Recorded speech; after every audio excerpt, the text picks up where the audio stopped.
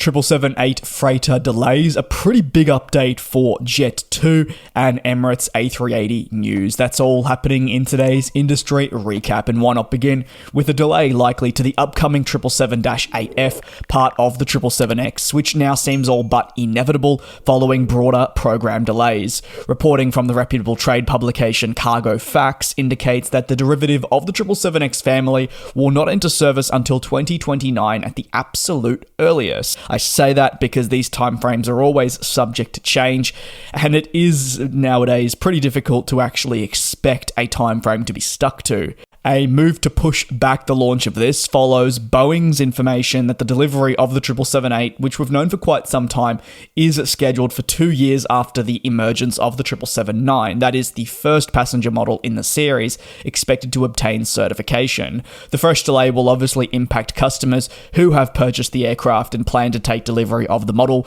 but it does not come as a surprise, with the ongoing and lengthy process driving delays in certifying and delivering the passenger model going to naturally then go on and impact the freighter.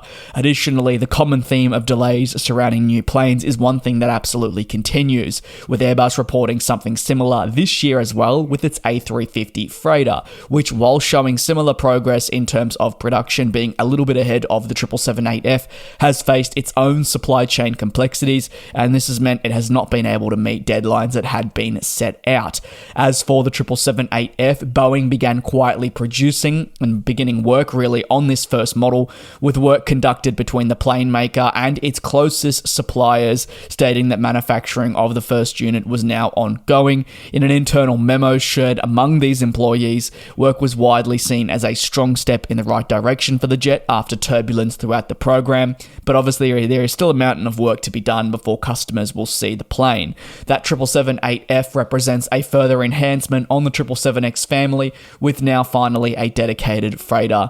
The upcoming jet will compete with the aforementioned A350F, so therefore the success of this model is vital, not that it ever was not going to be. Launched a few years ago, the freighter aims to, yes, replace the 777F fleet that is currently existing, but one step further, while Boeing is hopeful that it will really prove as the most adequate platform to replace quad-engined 747 freighter.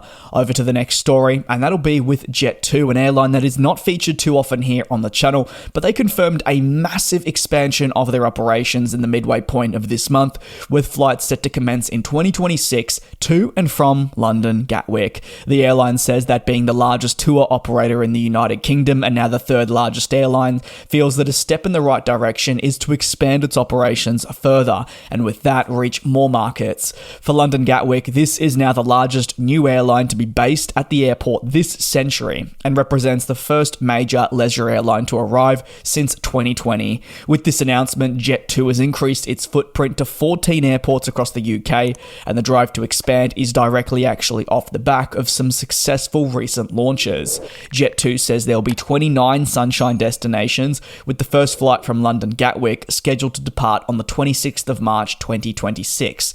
The airline is perfectly timing this for the Easter holidays and has selected Tenerife, popular market among those in the United Kingdom, to be the first. The leisure company will initially base 6 planes which will fly regularly to key markets in a short distance away from the UK, ranging from, say, mainland Spain to Portugal, Cyprus, Turkey, Greece and Italy. This is just naming a few. The base primarily will be made out of the state-of-the-art A321neo planes. This, of course, a next-generation aircraft that will make up precisely 5 of the 6 planes based there. The company wants to try and be as competitive as possible, and it believes that has the best advantage of achieving this with usage of the Neo. London Gatwick is hugely also excited about having the airline join the airport, describing it as a new chapter for both connectivity and economic growth. The airport is keen to support Jet2's future and to strengthen its vision for connectivity across the southeast and beyond. The airport specifically emphasizes that adding Jet2 makes it available to everyone, regardless of your journey type. Whether that journey is for business, to visit family, leisure, or low-cost getaway reasons, London Gatwick aims to be there, positioned as a first choice, and Jet2 coming is going to be part of that. On your screen now is going to be the quite extensive summer 2026 program from London Gatwick. So please, I'm going to give you the opportunity to pause the video now so you can go through and have a look at the city, followed by the services per week and the days of operation. There's quite a lot, so if you need to take a moment, I'll let you do that now. And on to the final story. Emirates' future with the A380 remains a lock, but the airline's reliance on the jet is also only expected to increase. Speaking with Aviation Week on the sidelines of the APG World Connect conference in Seville, President Sir Tim Clark said the A380 fleet will actually grow over the next 12 months. That is the active A380 fleet. See, current aircraft data shows that just shy of 100 A380-800s are in operation, but this is down from just how many planes are actually in its fleet.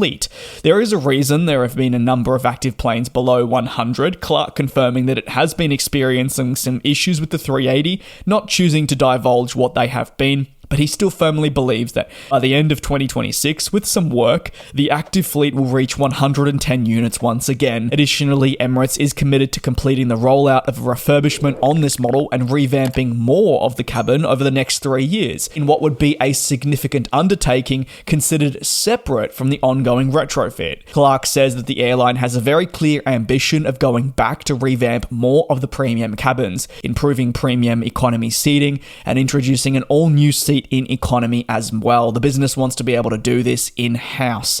Emirates is the largest customer of the A380 by some distance. This is their flagship model, and they rely heavily on its specifications to drive capacity towards in-demand locations. As a result, the airline is no doubt focused on increasing the number of active A380s by the end of the next year to maximize asset utilization amid many delays in acquiring new planes, whether that is on the 777X front or while now they are being delivered, delays in the Airbus A380. That'll conclude today's industry recap. Thank you very much for your support here on the channel. Take care, do be safe, and I'll see you same place, same time tomorrow.